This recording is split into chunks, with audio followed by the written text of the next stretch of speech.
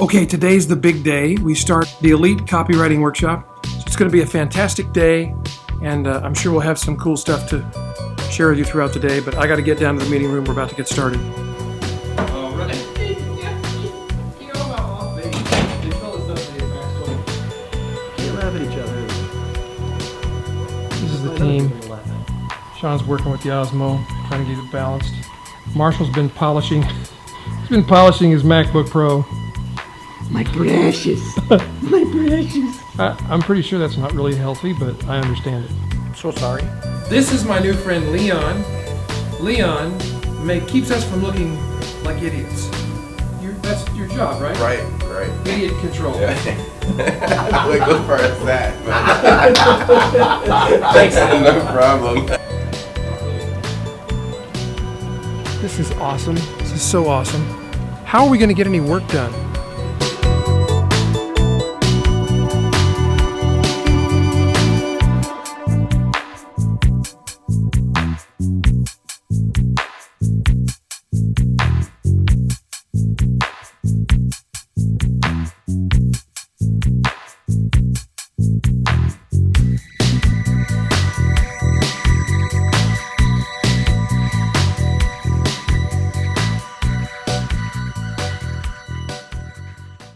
Hi, it's Ray Edwards, and I want to thank you, first of all, for all the feedback about yesterday's vlog, and the ones that preceded it, but especially the one from yesterday. I really appreciate the positive comments and even the not-so-positive comments. But one of the questions that keeps coming up is about living your dream life and having your dream business. And I will try to phrase the question in the way that I hear it when I hear it brought up, and that is like this.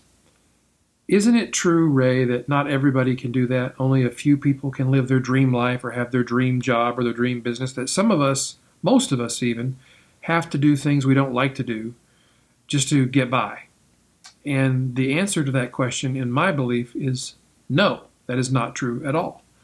And you might say, well, that's not very realistic. The world that we know and love was not created by realistic people. The United States of America, not created by realistic people. Apple computer, not created by a realistic person. You've got to be unrealistic to make big things happen. So how do you go from being a person who maybe doesn't feel like you can do what I just described, just make up in your mind, this is the kind of life that I want to have. This is the kind of business that I want to have. And I'm just going to make this happen, because you're bound to encounter people in your life who are going to resist those ideas. People who love you, people who are close to you, people who have a big influence in your life, who have a stake in what you're doing, are going to give you very reasonable explanations of why what you're doing will not work. And this is the test of whether you are actually a leader or not. And just being a leader doesn't mean you're always right. It doesn't mean that you never hesitate, you never have second thoughts, you never listen to people. But it does mean you are the person who makes the decisions and plows forward, sometimes in the face of a lot of opposition. Now you have to be discerning, because sometimes the reason you're getting opposition is because what you're about to do is stupid. But we always know that, right? Don't you know when something is right for you to do? Don't you have that feeling of certainty? And you may run into, in conversation with people, you may run into those who oppose the idea that you're about to pursue. And you may listen to them and you may reason with them, but inside your heart of hearts, you know, this is the right thing to do and I'm going to do it. So how do you get to that place? What are the requirements? There are actually 3 qualities, I think, that you've got to have to make that happen in your life. And you can consciously engineer it to happen more often if you employ these 3 qualities and you think about them. The first one is clarity. I know this sounds so third grade, so elementary, but you've got to be clear on what you want exactly. Not just, I want a business that makes 6 figures a year. Okay, but what does that mean? What is your profit out of that 6 figures? How hard did you have to work? How many hours did you have to work? What kind of clients did you work with? How many clients did you work with? How much did you charge each of them? What location did you work from? What kind of work were you doing? There's so many questions that you have to be specific about answering. You have to have clarity on exactly what you want and exactly what you don't want. Now, I think most of your focus should be on what you want, not mostly on what you don't want, but you need to get both things clear in your mind. The second thing you have to have is competency. If you're starting a business or you're changing a business or going off in a different direction, you've got to be competent enough to actually do it. If you want to be a writer, then you've got to be able to write. You've got to be able to string sentences together in a way that makes sense to people, that moves people. I decided to start vlogging. It was ill-advised because I'm busy doing other things. Other people in my life, they didn't get a chance to oppose me because I just started doing it. But I know that people on my team probably thought when they saw the first vlog go up and they heard me say 30 days of vlogging, I want to see how it goes. I'm sure they probably thought, oh great, here Ray goes creating a lot of work for himself.